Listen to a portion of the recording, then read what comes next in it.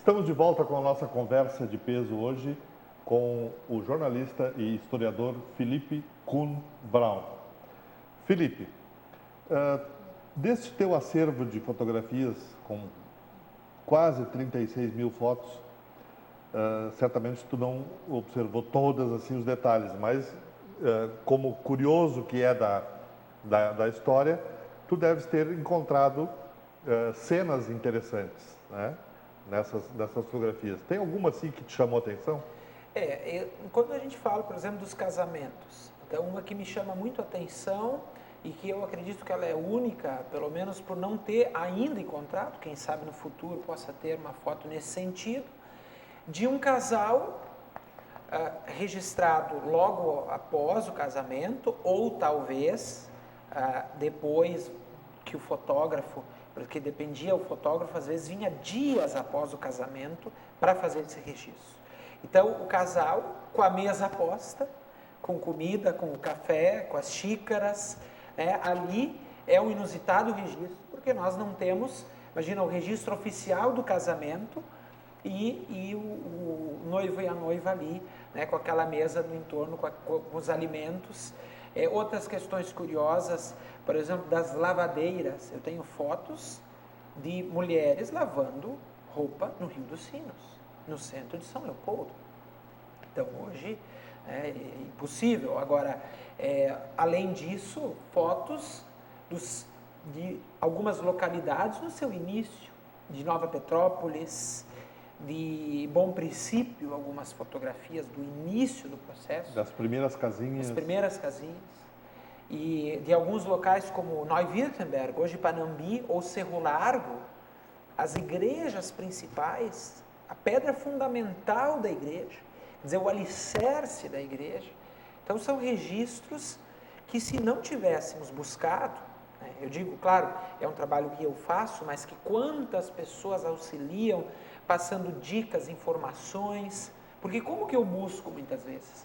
Eu localizo alguém no interior, explico sobre esse trabalho, quando são localidades ou regiões próximas aqui em Novo Hamburgo, eu vejo que as pessoas já acompanham pela imprensa, pelas palestras, pelas atividades, os próprios lançamentos, então isso auxilia também, mas eu localizo aquela pessoa que nasceu, que se criou naquela localidade e que pode me auxiliar a buscar mais material, como fiz com esse livro recente de São José do Hortêncio. Uma parente minha, Lisete Reck, mora em São José do Hortêncio, e ela fazia a lista, ela conversava com as famílias, dialogava, olha, vocês têm fotos? Eu não tenho. Mas quem pode ter? Eu acredito que o nosso tio tem. Não tem como você falar com o seu tio, daqui a pouco vinha a pessoa, realmente, o tio tem um arquivo lá, está esperando vocês. Eu dizia para a Lisete, olha, eu vou ir tal sábado, tal domingo, tal feriado. Meu planejamento que a gente possa mais ou menos, porque tem surpresas nessa história.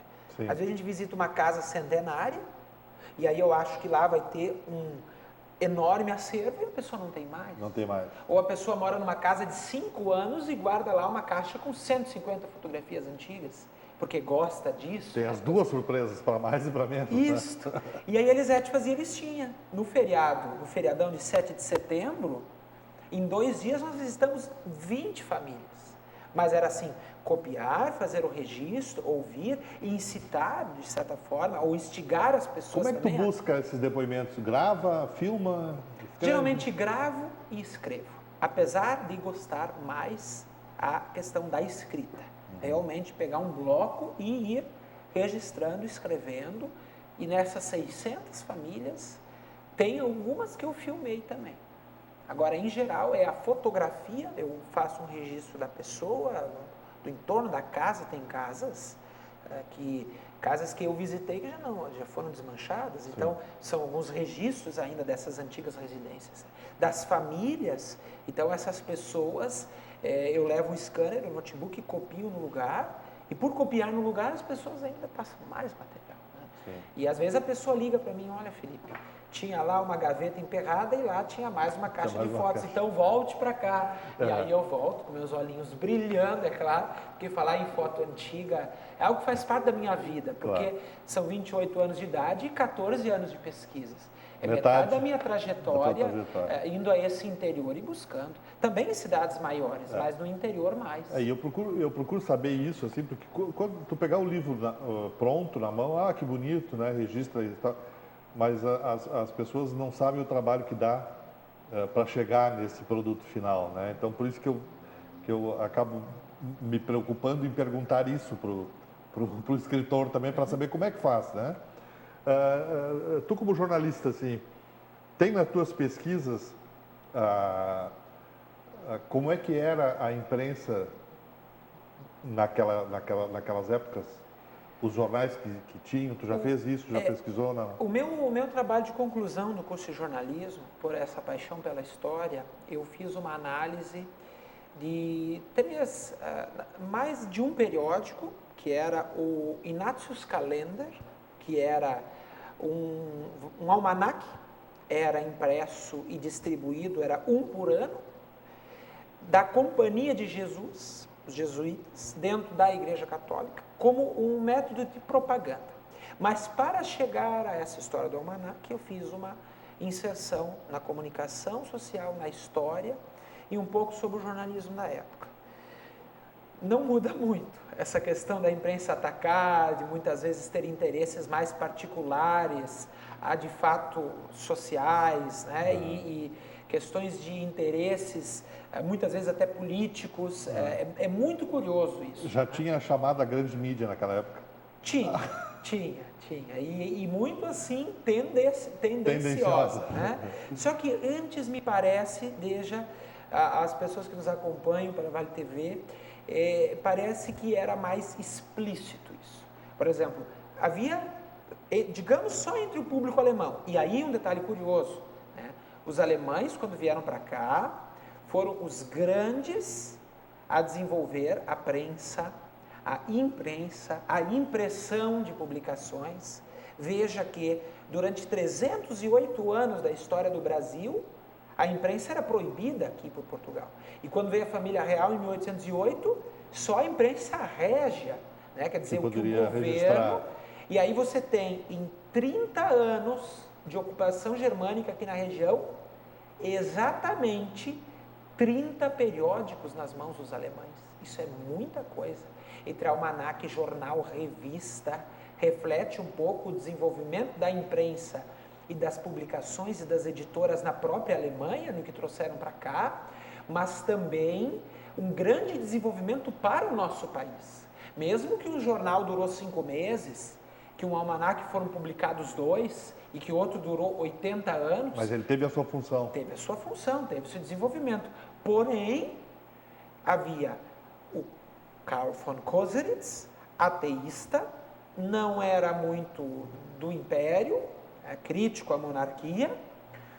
Então, o seu jornal de cunho ateísta brigava com os católicos e com os luteranos.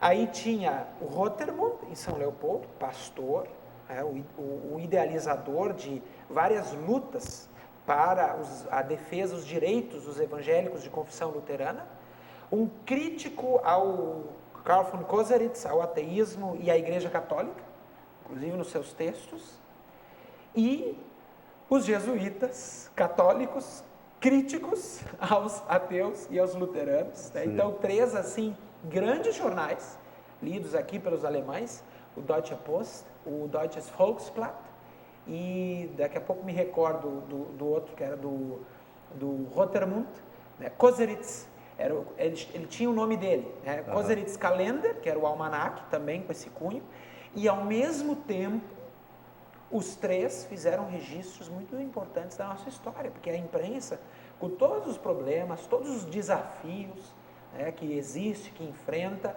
mas de certa forma faz o registro da história, de um período da história. Exatamente. De uma comunidade, de uma região, de um país.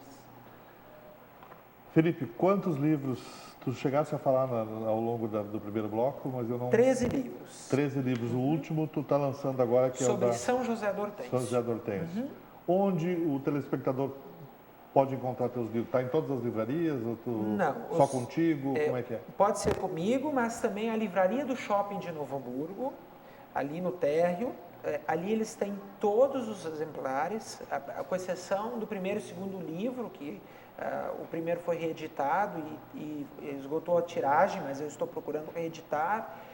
O de Linha Nova, o único livro familiar, que é da família Kuhn, que é relacionado à genealogia, também já foi reeditado. E eu tenho esses livros disponíveis ali, também a pessoa pode entrar em contato comigo pelo Facebook, pelo site imigraçãoalemã.com, pelo meu e-mail, felipe.brown@hotmail.com, e por ali. São 13 livros, 6 sobre a história de municípios e os demais sobre histórias gerais da imigração aqui da região, de outras regiões onde eles foram, e continuo sempre com essa busca mais material, mais registro dessas comunidades, porque, por exemplo, São José do Hortêncio e Linha Nova não havia nenhum livro sobre esses municípios. Então, eu vejo hoje assim... passam a ter um documento. Passam a ter um registro. Já havia o registro, sim, dos padres, dos pastores que atuaram lá, das famílias, mas não havia algo compilado sobre partes, né, dessa história lá do município. Em um minuto, como é que surge o Felipe político? Tu és suplente de vereador em Novo Hamburgo. Um gosto desde cedo também pela política, filiado desde os 16 anos, representante dos alunos na Fevale por 3 mandatos no movimento estudantil, 3 eleições que passei lá dentro, ter concorrido em 2008, 2012, 2012 alcançado a suplência pelo PDT e assumido 4 oportunidades, breve, mas assumido na Câmara aqui de Novo Hamburgo e também lutando, porque eu vejo assim que a política e a história, elas se unem em muitos momentos, né? E buscando as histórias, eu também vivo hoje e a realidade, né, dessa comunidade que eu nasci, me criei em Novo Hamburgo. A gente escuta o dia a dia de Novo Hamburgo, da região, e 6 anos na Assembleia Legislativa, passando por algumas áreas ali dentro, área de imprensa, diretor de jornalismo, área parlamentar, e sempre assim também nessa luta, levantando aí, buscando e tentando resolver essas demandas que surgem para Novo Hamburgo e para a região. Felipe, foi um grande prazer conversar contigo. Pena que o nosso tempo é curto. Muito obrigado por teres aceito o convite e vindo aqui contar um pouco desta história brilhante da tua vida, desses 14 anos de pesquisa da nossa história.